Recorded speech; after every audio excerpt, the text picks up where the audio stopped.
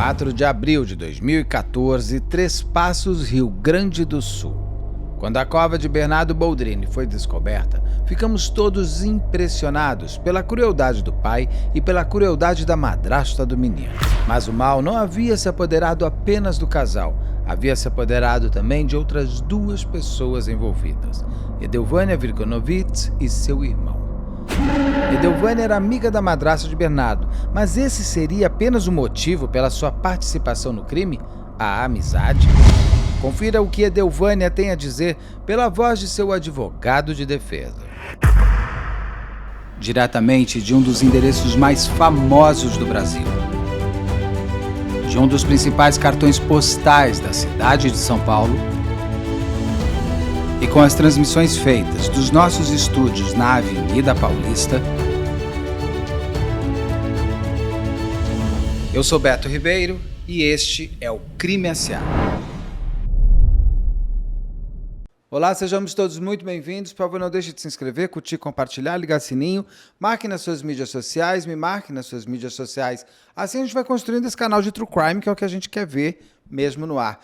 E se puder, seja membro, se não puder, tá tudo certo, desde que você venha comigo até o final desta entrevista, onde eu vou conversar com o Dr. Jean Severo, que é um advogado criminalista importantíssimo, aí já está entre os top... Eu acho que você e o Daledon estão nos top 5 mais conhecidos do Brasil. As pessoas já sabem quem são. Mas é pela importância do advogado criminalista, que eu sempre gosto de repetir, porque vai que a pessoa está vendo pela primeira vez o canal. O advogado de defesa ele é fundamental para um Estado de Direito. As pessoas têm que entender que todos têm direito à defesa. E aí cabe a importância do advogado criminalista em conseguir fazer com que o Estado de Direito realmente exista.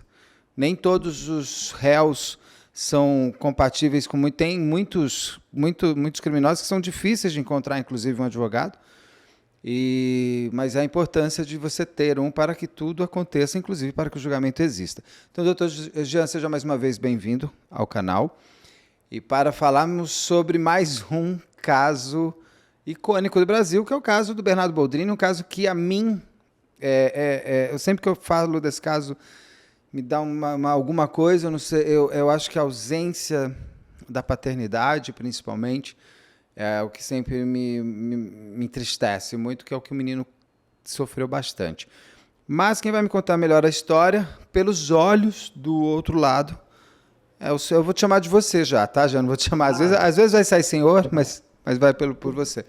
Você foi o advogado da Edelvânia, ou é ainda, o advogado da Edelvânia é amiga da madrasta da Graciele, ou Kelly, né? Porque ela tinha esse duplo nome, do Bernardo. Como que esse caso entrou na sua vida? Que caso é esse? Que crime é esse? Como que esse crime entra na sua vida? Beto, um abraço em todos aí. Esse é um caso assim, que é um divisor de águas na minha carreira, tranquilamente, né? Eu tinha um escritório, tive 2 escritórios num bairro de periferia, que eu tenho muito carinho, aqui no Rio Grande do Sul, chamado bairro Restinga. Tá? Eu cheguei a ter 2 escritórios lá de advocacia, advogava lá na época, e ingressei na PUC numa especialização, depois entrei num mestrado, e começou a surgir muitos convites de palestras, velho. Muitas palestras por todo o Rio Grande do Sul. Nunca cobrei palestra, nada, sempre fui de bom grado, para dividir conhecimento, aprendendo também com todo mundo. Pois bem, eu estou numa dessas palestras na cidade de Frederico Westphalen, na Universidade URI. Depois da palestra tem uma resenha, né, uma janta e tal, com os organizadores, e nisso vem um colega que me convidou para dar a palestra e diz, tem uma moça que quer conversar contigo. Eu disse, não tem problema. Ela chega em mim e diz assim, estou com um problema, estou com uma irmã presa e tal. Ela está trocando de advogado e queria ver se tem condições de conversar com ela. E, para minha surpresa, Beto, a irmã dessa moça, que trabalhava lá na faculdade, era a Edelvânia. Caso bombando no Rio Grande do Sul, sabe? Um processo midiático, complexo, terrível. Você já conhecia o caso pela mídia, porque foi um caso que explodiu, né? Eu conheci o caso pela mídia, e Beto, até ali eu nunca tinha trabalhado com um caso desse tipo midiático. Eu já tinha feito milhares de júri, muito júri, mas desse tipo nunca, né? Nunca tinha enfrentado, no bom sentido, a imprensa, as pessoas que ficam, os haters, né? Que ficam com ódio de advogado, aquela coisa toda. Então, eu pensei bem, disse, eu vou lá conversar com essa moça, tá? Com a Edelvan. Cheguei lá no presídio, ela já estava lá muito medicada, né? Aquelas expressões assim, de doida, né? Eu disse, olha, tua irmã pediu para mim vir aqui e tal, ela falou que tu tá trocando de advogado, ou trocou de advogado, não lembro. E ela disse, não, sim, sim. Daí me falou os motivos e eu comecei a conversar com ela, normalmente, né? Como faço com os meus clientes. Mas, Beto, a minha curiosidade era uma, inicialmente. E eu pedi para essa moça dizer assim, ó, Edelvânia, eu posso te defender. Eu vou levar a paulada, tal, mas vou te defender. Acho que todo mundo tem direito à defesa. Acho não, tenho certeza. Mas eu quero a verdade acima de tudo. A verdade acima de tudo. Vai doer, vai machucar, mas eu quero a verdade. Se tu me suprimir uma vírgula, eu largo o teu processo. O pai sabia, Beto, essa foi minha primeira pergunta, in limine. Que é o que todo mundo quer saber sempre, né? Porque ele nega. O pai sabia, Edelvânia. E ela chega para mim, a gente estava no parlatório, e olha, doutor Jean, o pai ficou sabendo no dia que nós todos fomos presos. Isso me chocou, Beto, porque ela não teria motivos para me suprimir, para me esconder isso aí. Daí eu me interessei ainda mais pelo caso, né? Me interessei mais pelo caso. Eu quero deixar bem claro, Beto, assim, eu nunca corri atrás de processo midiático. Eles vieram naturalmente para mim. O advogado não deve fazer isso, né? É um conselho que eu dou principalmente para os mais jovens. As coisas vêm. O que é teu vem para ti. Esse é o segredo. E comecei a mergulhar nesse processo. Formei uma equipe para me ajudar. E começamos a estudar o processo. E, Beto, realmente, compulsando os autos, consultando todas as petições, os documentos, não existe absolutamente nada que aponte a participação do pai nesse processo, como o mentor intelectual, da maneira que o Ministério Público o coloca na denúncia. O que nós temos ali, né, nesse processo, assim, o perfil que eu fiz um pouco do pai, era um cara que vivia para o trabalho e não ligava com o filho. Eu tinha, assim, não digo um desprezo, mas um desamor, indiferente. Tá? O guri era indiferente na vida dele. E ele acabou se envolvendo nessa situação e foi condenado por 2 vezes, né? Teve agora a última condenação, faz, acho que uns 15 dias. Então, o processo entra assim para mim, né? Nessas condições, eu já entro no final do processo, praticamente para o plenário do júri. Então, eu não fiz a instrução do processo, eu já peguei o processo para o plenário. E aí comecei a trabalhar, conheci melhor a Edelvânia. E a Edelvânia é uma figura, assim, interessante, né? Interessante de ser analisado. Por quê? A Edelvânia, na cidade de Frederico, ela era muito querida, tá? Porque ela era uma assistente social e, através dela, ela ajudava muitas famílias, né, com o trabalho dela. Assistente social formada, né, curso superior e tal. Queridíssima na cidade. Ela nunca tinha matado uma barata na vida. E se envolveu num crime que ganhou repercussão internacional. Tá? Eu continuo advogado da Edelvânia, não sou um cara de abandonar meus clientes. Ela está indo, Beto, para o regime aberto agora. Acredito que mês que vem. Ela Já está vai no centro. sair? Vai sair. Ela ficou quantos anos presa? Ela ficou presa, assim... Desde 2014? Não, já vou te dizer. Na realidade, ela encontra-se presa ainda. Ela está num semiaberto fake, porque a gente não consegue encaixar ela num trabalho, algo assim. Então, ela fica numa outra dependência prisional, assim, um pouco mais branda, mas não sai. Então, ela teve algumas saídas temporárias, específicas, pontuais. Então, agora sim, ela vai para o aberto. Aí a gente quer ver se consegue transferir ela para uma outra cidade, para que assim ela possa continuar a vida, né? Ela tem que continuar a vida, tem que trabalhar, aquela coisa toda. Mas era uma moça que nunca tinha feito mal algum e se envolveu nessa situação e muito triste. Eu lembro, Beto, de uma situação, quando eu assumi esse processo, o meu filho enteado, tinha uns 11 ou 12 anos na época, ele foi chorar no SOI, Beto, porque o pai tinha assumido o caso Bernardo. Então, para tu ver assim, o clima que era esse julgamento, foi um julgamento que realmente me marcou, pela dificuldade, pelo emocional e também pela figura da vítima, né? Era um guri querido, era um guri amoroso, era o pobre menino rico. Essa é a definição que eu dou para ele. Ele tinha o pai, um homem muito rico, mas a família não dava o principal para o filho, que é a atenção, que é o amor, que é o carinho. E esse amor, carinho, ele buscava na casa da tia Ju, né? Na casa de outras pessoas. Então é um processo que me marcou, eu conheço bem esse processo. Estudamos muito. E é um processo que eu digo que o Brasil ficou me conhecendo, o meu estilo de trabalho, Sim. através do caso Bernardo. E outra, Beto, vou deixar bem claro mais outra situação. Eu não sabia que esse júri ia ter transmissão ao vivo. Tá? Não sabia. Eu até me surpreendi. Porque Foi um dos primeiros, não foi? Um dos primeiros, assim... Eu acho. Eu acho que foi o primeiro pelo É que YouTube. teve a Elise Matsunaga em São Paulo. Mas eu acho que o dela não foi transmitido. Foi transmitido ao vivo, mas depois não mais. Você procura, você não acha, mas ele foi transmitido. O diferente aqui do Bernardo você encontra, ele virou uma memória, né? É que o Bernardo, eu acho que também já pegou as redes sociais, YouTube, né? Não sei se no tempo da Elisa tinha esse... Da Elisa, agora, putz, é que são tantos casos que eu acabo às vezes. Ela, se não me engano, em 2012, acho que ela foi julgada em 2014. Ele, em 2014, foi julgado o quê? 2016, não é isso? O julgamento do caso Bernardo foi março de 2019. O primeiro. 2019, então ele pegou muita coisa, pegou até TikTok. Isso dá um ganho maior ainda. Beto, eu lembro que eu dei uma entrevista para um repórter e ele disse o seguinte, ó, na hora da tua fala, vocês bateram a novela das 8. Imagino. Então, para tu ver o boom que deu esse julgamento, e eu vou te falar, Beto, eu não estava preparado para isso, porque eu nunca tinha participado do julgamento assim, com transmissão. Eu me recordo que eu comentei com o meu colega na época, assim, vamos fazer o nosso melhor, vamos fazer aquele júri que a gente está acostumado a fazer, cada um mantendo as suas características, para a coisa dar certo, não vamos tentar inovar e mudar alguma coisa. E foi o que a gente fez. Mas, sem dúvida, é um caso que marcou muito. Você mudaria alguma coisa da forma que você fez hoje, sabendo do ao vivo como é? Ou não? Foi só uma surpresa, mas você foi você? Só foi uma surpresa.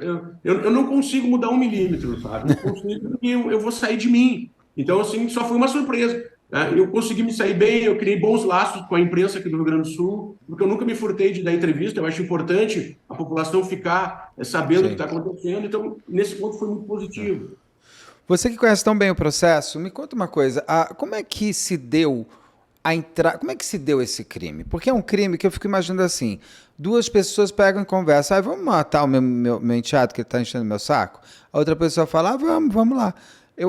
Eu fico pensando, como que alguém conversa sobre matar uma... Ainda mais que não são criminosos de facção criminosa, que vivem disso. Então, eram duas mulheres de classe média ali da vida. Quando eu digo classe média, da vida normal de ser, né, financeira. A classe média que eu digo, ela acorda, vai trabalhar, volta, vai uma viagem ou outra e tal. Como se deu essa conversa? Como que a Edelvânia é arregimentada? Elas eram amigas, muito amigas, a Graciele. Como é que loucura de amigas é essa? Ou se há uma loucura dois ou não? Assim, Beto, a Edelvânia e a Kelly, elas moraram juntas em Frederico, se eu não me engano, em uns 4 anos, tá? E a Kelly sempre falou que o sonho dela era casar com um médico rico. O sonho da Kelly era essa. Isso que a Edelvânia me passou. Bom, de uma hora para outra, a Kelly vai embora de Frederico e conhece o Leandro, casa com o Leandro. Tá? Então, elas tiveram uma relação muito próxima no passado. Moraram juntos, dividiram o apartamento. Quando ela conhece o Leandro, a Kelly, o Leandro já tem o Bernardo, correto? E num primeiro momento, ela era aquela madrasta doriana, sabe? Perfeita, querida, atendia bem, família, tudo certo. O problema que se dá, que eu analisando o processo, começa quando nasce a Maria, a filha do Leandro com a Kelly. Eu não sei se a Kelly entrou numa de disputa de filhos.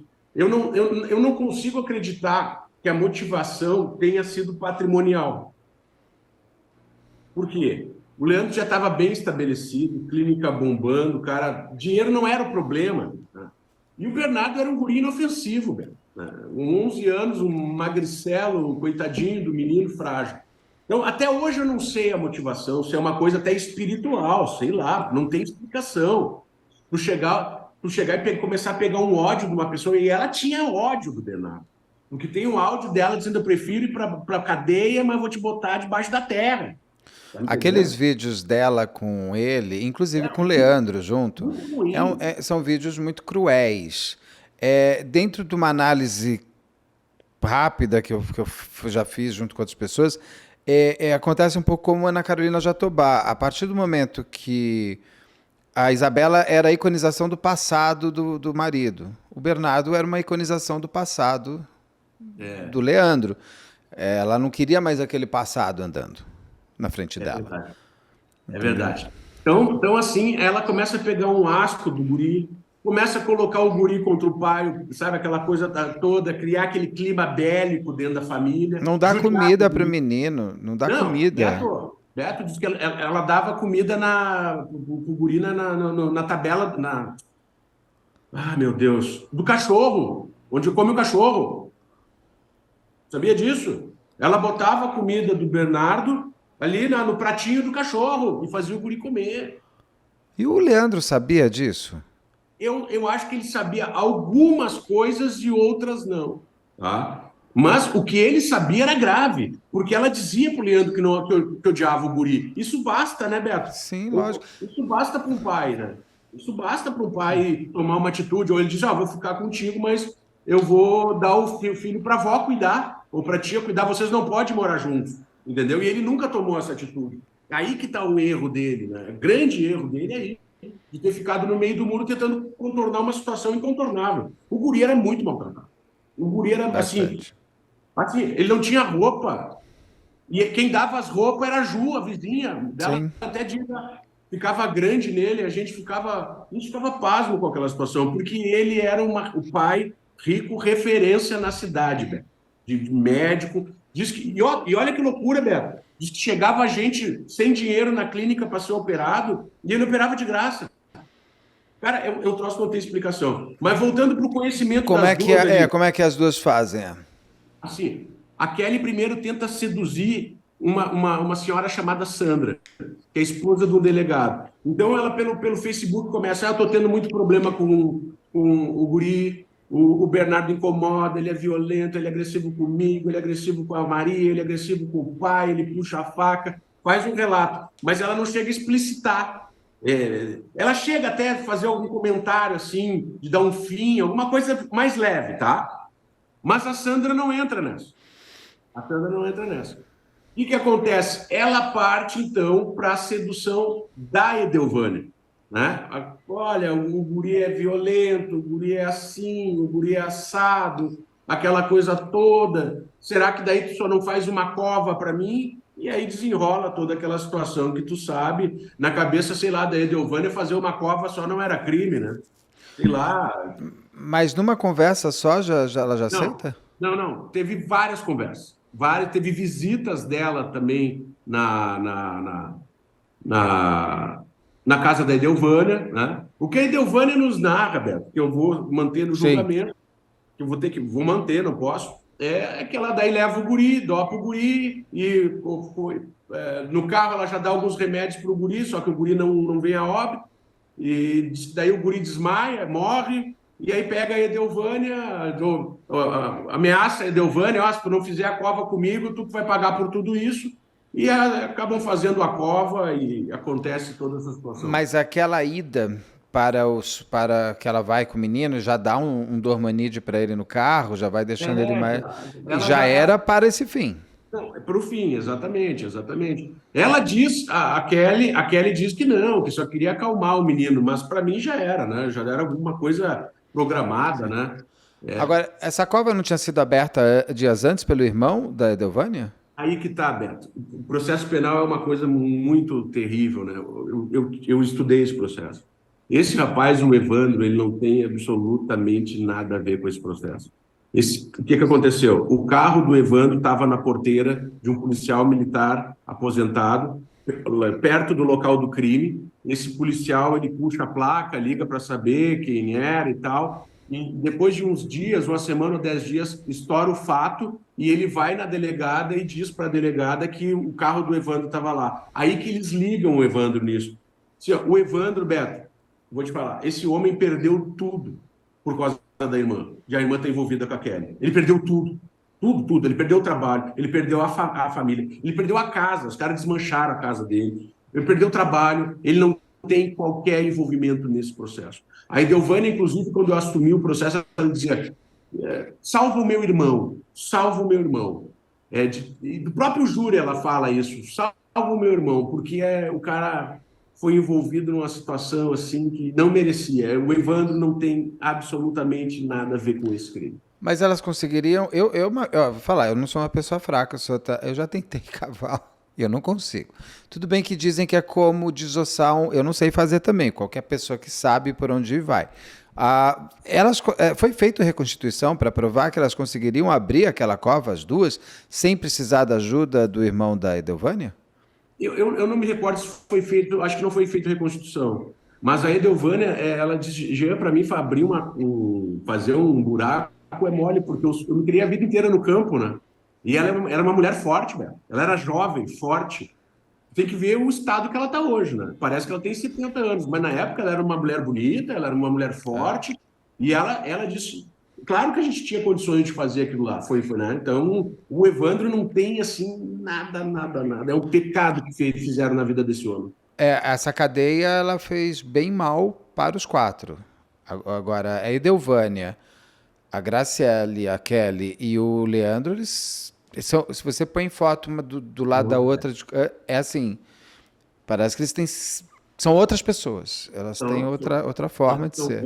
Assim, ó, a Edelvânia é apavorante, né? Quando eu converso com ela, faz um tempo que eu não converso pessoalmente, mas eu não sei até se ela já não está com alguns problemas mentais, mesmo, sabe?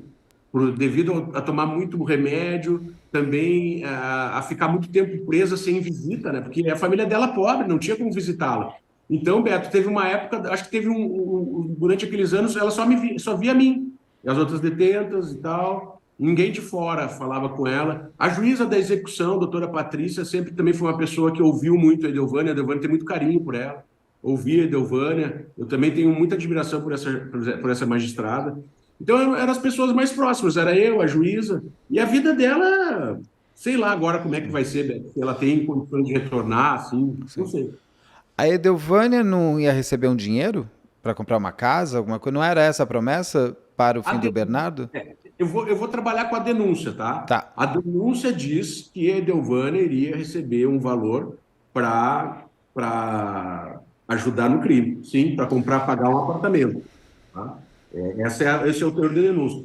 Para nós, que fizemos a defesa, a Edelvânia conta. Óbvio que eu vou dar a versão dela, né? Vou manter a versão da Edelvânia. Sim. A Edelvânia diz que a Kelly assediou ela um pouco, foi até lá, e aí, quando vê o guri caiu nos pés dela e obrigou a Edelvânia a ajudar a fazer aquela prova e enterrar o guri. Por isso que a Edelvânia sempre diz: eu sou culpada na ocultação de cadáver. No homicídio eu não participei. Ela pedia essa condenação. Mas a Edelvânia foi condenada a 22 anos, sim, ficou presa, está presa até hoje, está no semiaberto, mas está presa. Mas agora vai para o aberto, eu tenho expectativa que ela tenha um resto de vida positivo. Eu falei para ela o seguinte: olha, Edelvânia, cometeu isso aí, agora ergue a cabeça e tu só tem uma meta na vida. O conselho que eu vou te dar: procura fazer o bem todo dia. Todo dia. Tenta fazer o teu melhor, porque o melhor para o próximo. É algo que não tem explicação, né, velho? Porque naquele dia que ela chega, pelas imagens é um supermercado, eu não sei direito o que é aquilo lá. Elas chegam e tem no posto de gasolina uma câmera. Isso, que daí ela para o carro do lado do carro a Graciele, para do lado do carro da Edelvânia, correto? Perfeito. E aí o que acontece? Sai 3, voltam 2. Isso. A polícia guarda essa informação, Beto. Entendeu? A polícia guarda essa informação. Tá? O que a polícia faz? Começa a cumprir mandados de busca e apreensão. Também na Edelvânia, aquela coisa. A Edelvânia já começa a se medicar. Está muita pressão com aquela situação. Muita pressão. Até que um certo dia pega a Edelvânia: tu vai agora na delegacia. Eu não sei a condição que ela foi ouvida naquele momento, se como testemunha, informante ou já como uma acusada.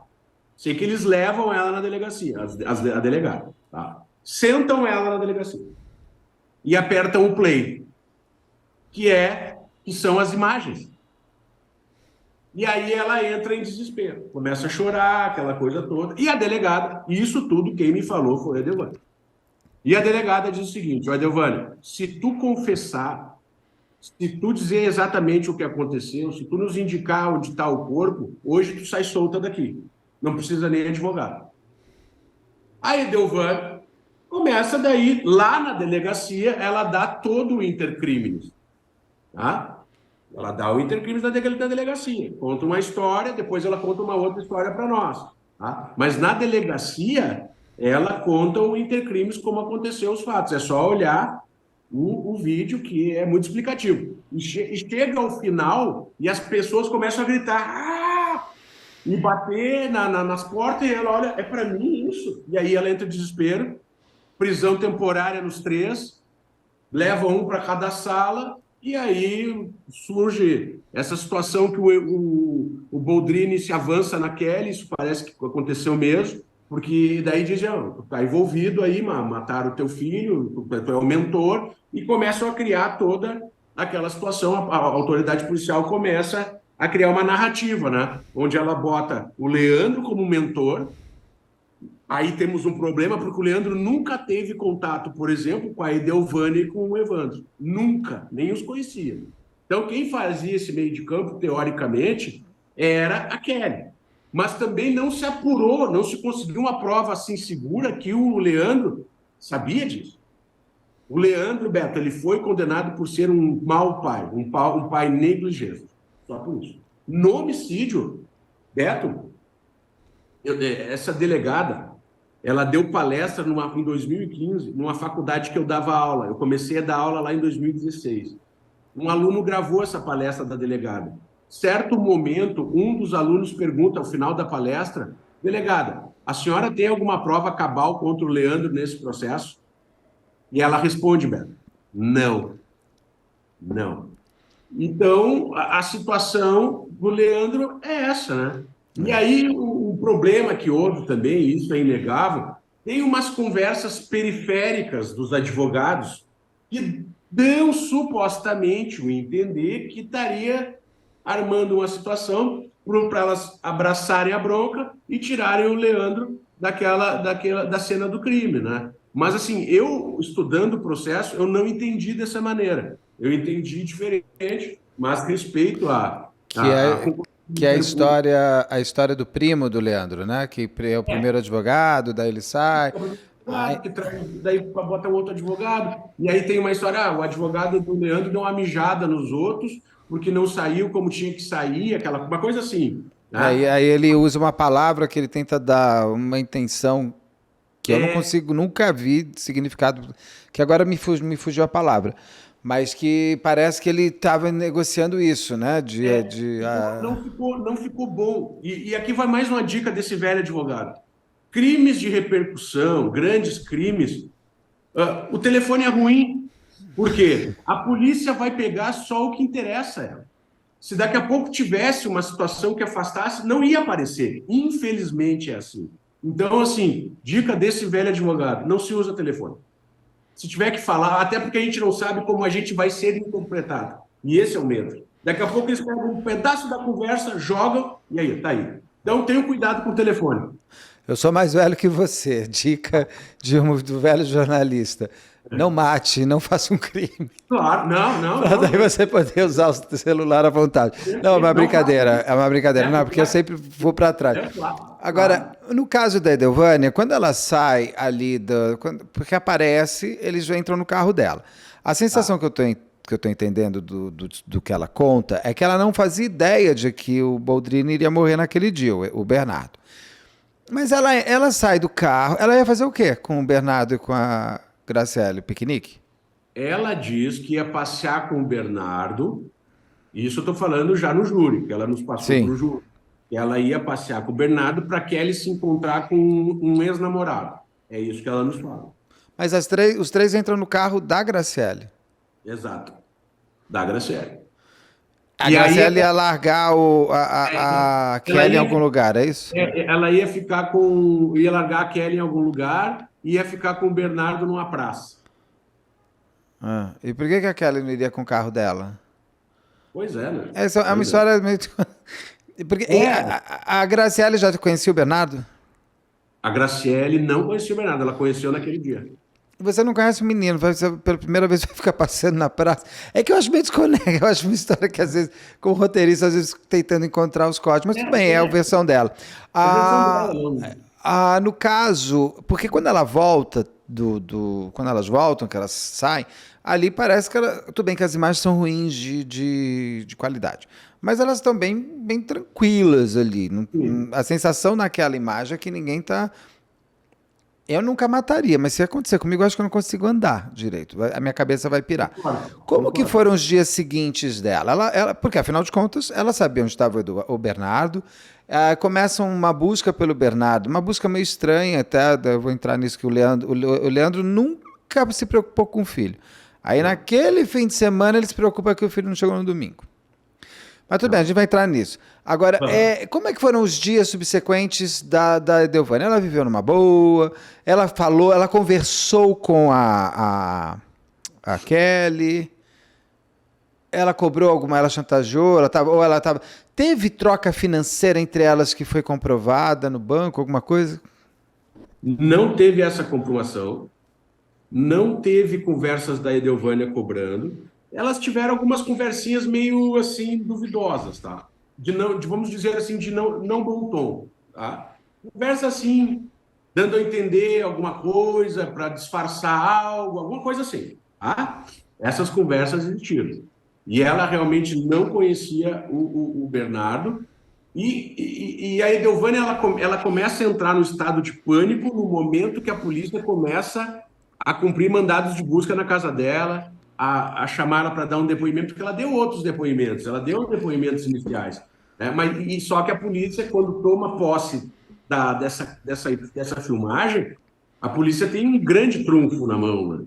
Né? Só que também não podia abrir, não podia abrir. Então a investigação ficou com essa filmagem, uma carta escondida na manga para usar no momento certo e usou.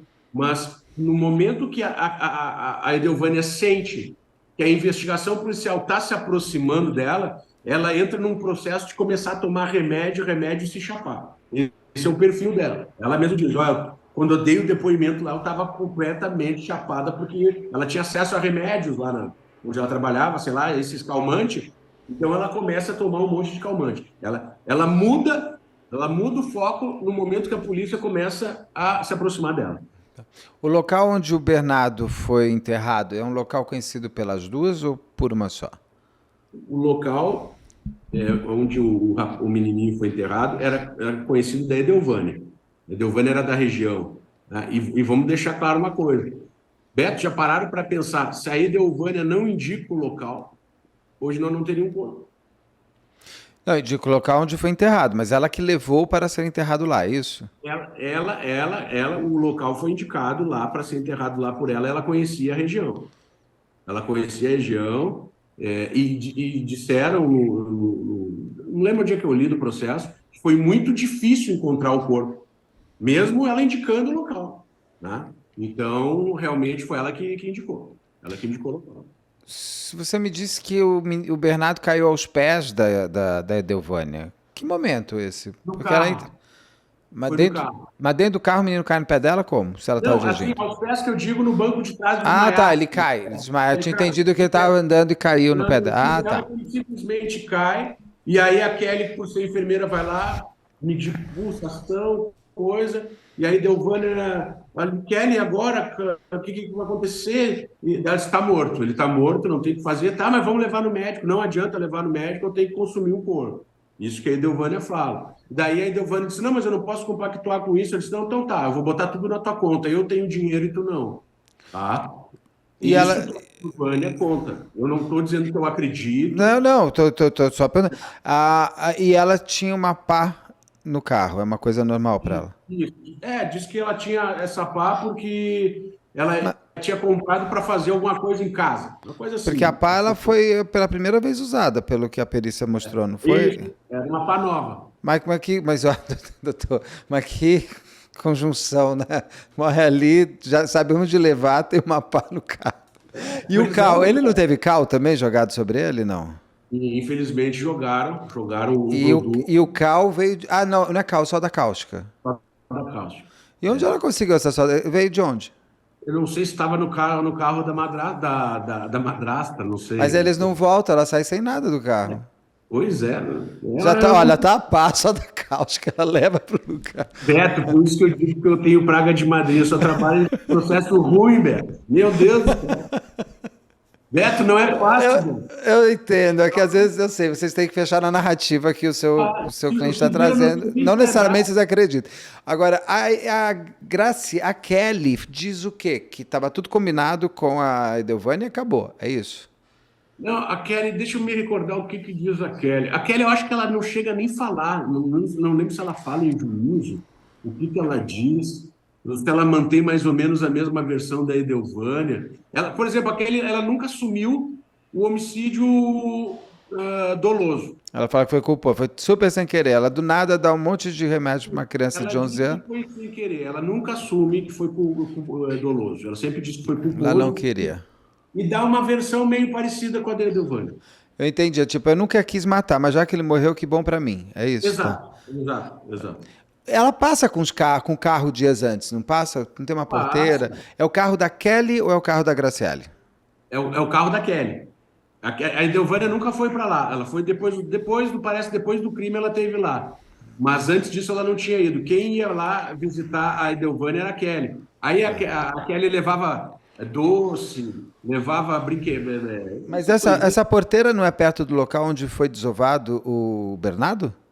Não. A filmagem é na estrada. Ah, tinha entendido que. Então peço desculpas, eu tinha entendido que era Não tem isso. próximo do Não. A local. filmagem é na estrada, que pega um carro na estrada, assim.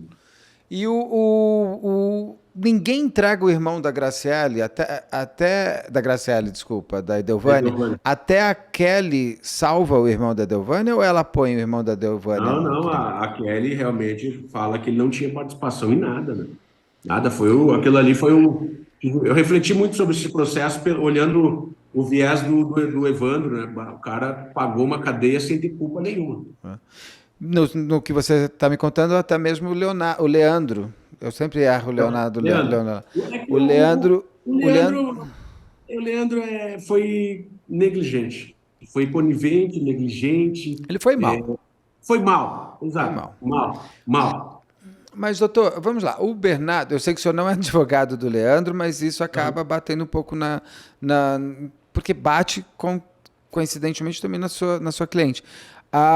O Leandro, ele era um pai que não estava nem aí para o filho se ele estava comendo, se não estava. Aquela cena do Bernardo com o facão, eu sempre digo que o que ele quer é um abraço. Ele quer que o pai pegue, dê um abraço nele, fale, estou com você, sou seu pai, te amo, dá um beijo, tira esse facão, vem cá, fica comigo. O pai dá Rivotril, aquela mulher, a Kelly, fica falando, vagabundo é sua mãe, vai ver o que é, não é à toa que sua mãe se matou, ninguém quer, né? Fala pro menino de 11 anos que a mãe dele se matou praticamente por causa dele.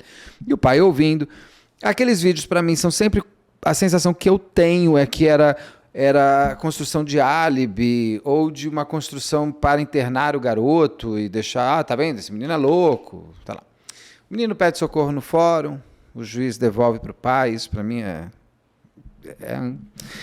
me angustia, porque ele pediu socorro. Mas, de fato, o garoto ficava 15 dias fora de casa, ninguém sabia se ele comia, se ele não comia, se ele fazia, se ele não fazia. Chegava domingo, ele não aparecia, a tia Ju ia lá, tocava a campainha, não abriu a porta. Não é um pouco fora do comum o pai do Bernardo se preocupar exatamente naquele fim de semana que ele foi morto, meu filho desapareceu, se era uma coisa tão habitual para ele não ligar para o filho e não saber onde o filho estava? É claro que não, é uma coisa assim, uma covardia muito grande, né, Beto? E tem um fato que também, eu acho que também é pior, diz que daí ele dá o guri como desaparecido e vai fazer compra na Argentina. Então... Não tá um pouco assim, eu tô só fazendo aquela cena que esperam de alguém, porque eu sei o que aconteceu?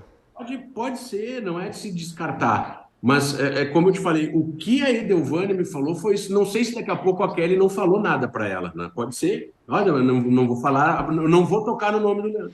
Pode ser, é A, possível. a Edelvânia e o Leandro só se conhecem Na presos. cadeia, presos.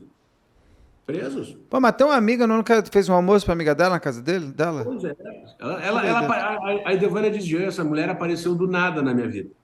Do nada, e aí ela começa a me seduzir, a fazer essa construção, essa coisa toda, né? E realmente, cara, o pai disse que ele foi fumar charuto, depois os caras estavam andando com um aeromodelo, aqueles aviãozinho, e ele vai lá dar um cavalo de pau, sai fumando charuto enquanto estão procurando o menino, né? Isso pesou muito contra ele, velho. Isso pesou muito contra ele. Total. Ele não sabe nem fazer o personagem do pai preocupado, né? E quando ele vai na rádio, ele não chega e diz assim: o meu filho tá sumido. Ah, aquele guri. Aquele guri é.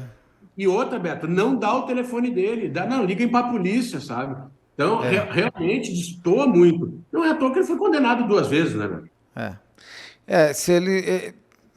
Eu não posso dizer, não posso julgar que não é meu papel aqui, mas que ele tem indícios de que ele estava sabendo pelo menos o que aconteceu. Ele pode não ter mandado, mas eu acho que ele ficou sabendo. Uma felicidade existiu. Ai, problema menos na minha cabeça. É muito infantil, né, esse Ele negócio. está agora internado, se eu não me engano, no Instituto Psiquiátrico Forense. Ele foi internado? Foi. Teve uma crise de loucura. No próprio julgamento ele começa a gritar: para. Eu não sabia se era para a imprensa parar de fotografar ele ou para ele para a polícia que eu quero falar. Ele está fisicamente muito debilitado, assim, né? Não, e ele está internado, e diz que é bem sério o caso dele, né? Diz que ele enlouqueceu. Mas é aquilo, né? A vida é um restaurante, né, Beto? Ninguém sai sem pagar a conta, né? Ele não tentou enlouquecer o filho com 11 anos? Não tacou Rivotril no garoto? Psicotrópico no menino? E aí, a conta chega. Se ele não fez nada para matar, ele também não impediu do menino sofrer. É uma coisa... Bom, é isso. Bom, doutor, tem mais alguma coisa desse caso que especificamente a gente passeou um pouco por tudo? Foi feito perícia, né, dos celulares delas para ver se existiu premeditação ou não?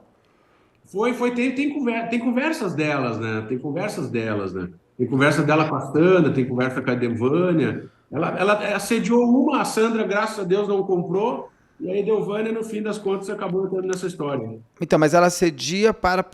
Ela convence a Edelvânia para pagar? Então, peraí, não estou entendendo. A Edelvânia sabia que a menina morreu ou não?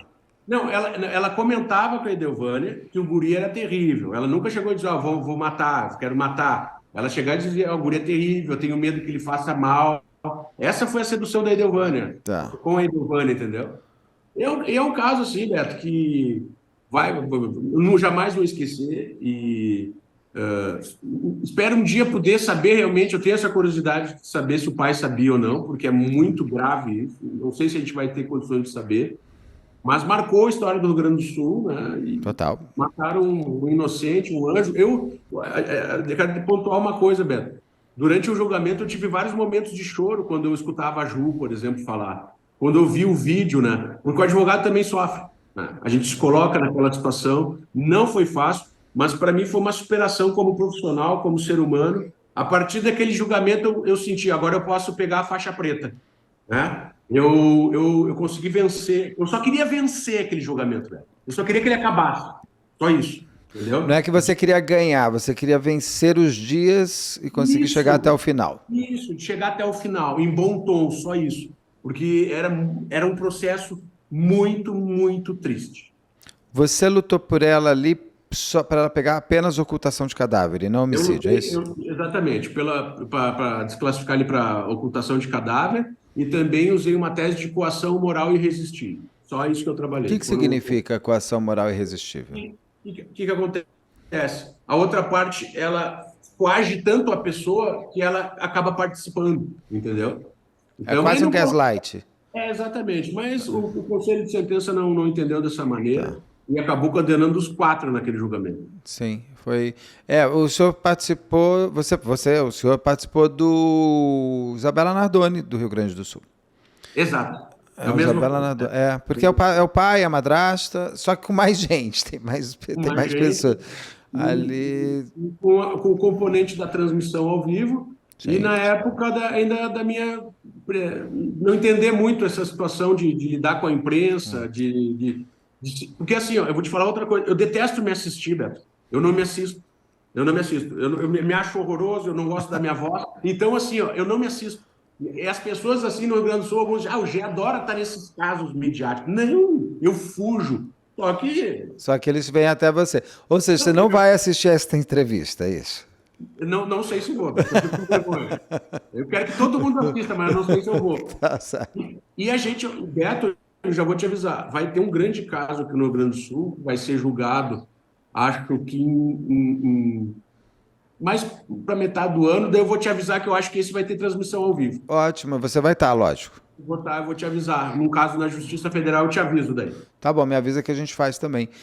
Doutor, é sempre um prazer conversar com você, para a gente entender todos esses lados todos, e a gente se encontra em breve para mais um caso, que a gente já está marcando, que é o Boate Kiss. Já vamos marcar, Boate Kiss. Esse aí também foi doído. Esse eu imagino. Eu tenho muito orgulho de ter participado. Muito orgulho, pela condição do meu cliente. Mas vamos contar no próximo episódio. Vamos no próximo, vamos deixar o pessoal com vontade. Obrigado, doutor. Um prazer, até a próxima. Até em breve. Valeu. Tchau, tchau. Tchau. Tchau.